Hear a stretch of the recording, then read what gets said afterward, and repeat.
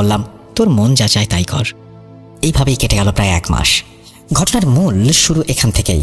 সাল 2022-এর শুরুর দিক, কনকনে শীত।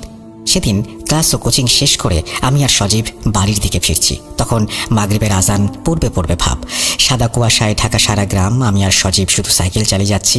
এতটুকু কুয়াশা আর শীত ছিল যে রাস্তায় আমি আর সজীব ছাড়া কাউকেই দেখতে পাইনি। আমরা আমাদের বাড়ির খুব কাছাকাছি চলে এসেছিলাম। তখনই সজীব আমাকে বলল, হাসান, সাইকেল থামা। আমি সাইকেল থেকে নেমে বললাম, কি হয়েছে?